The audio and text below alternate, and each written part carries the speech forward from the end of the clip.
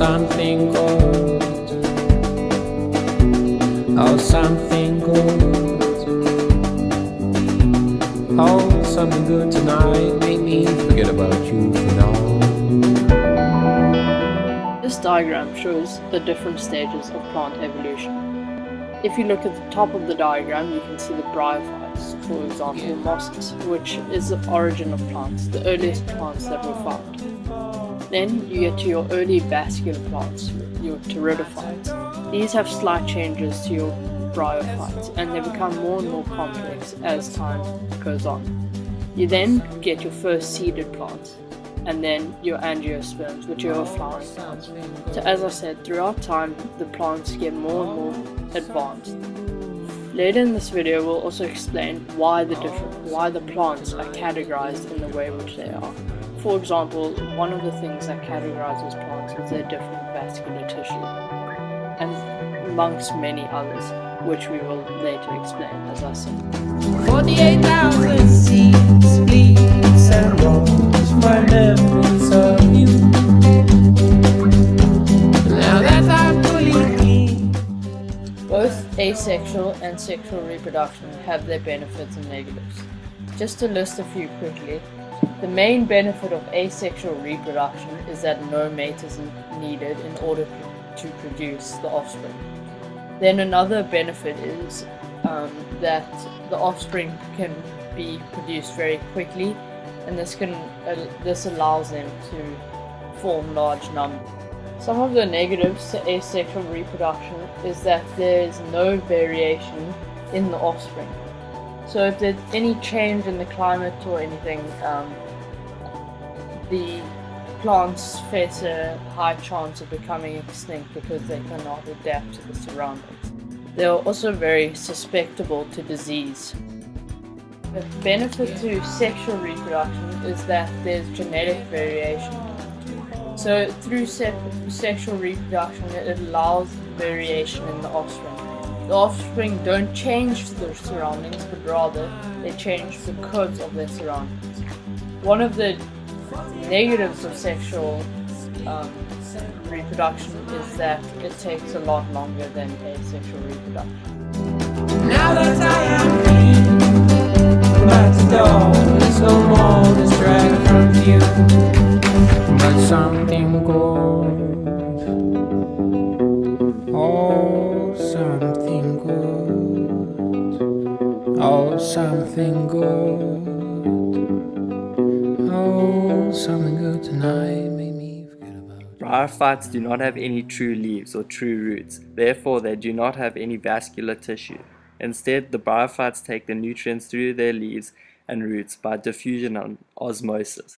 Because of this, they are not able to take a lot of nutrients in, and therefore they cannot grow big.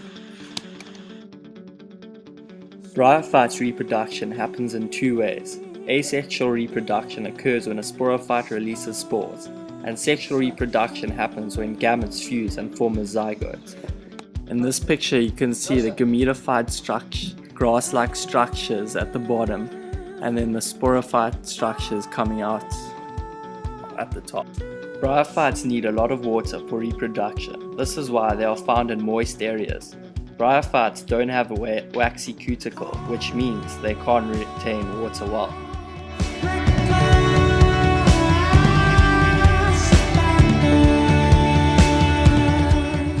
The pterophytes, just like the bryophytes, are also found in moist and shady places, meaning they also need water for reproduction.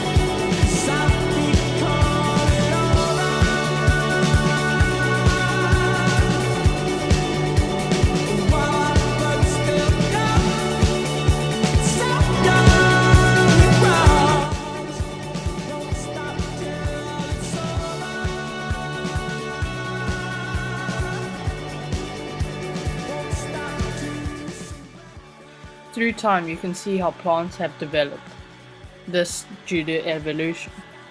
There are many more varieties in later plants such as the angiosperms. Just a quick recap of everything. The bryophytes have no vascular tissue, no true leaves and roots. They have spores and depend on water for fertilization. Pteridophytes have vascular tissue, true leaves and roots, spores, and also depend on water for fertilization. Gymnosperms, they have vascular tissue, true leaves and roots, seeds, which is the main reason why fertilization is independent of water. And angiosperms, they have vascular tissue, true leaves and roots, seeds, and fertilization is independent of water. Swing.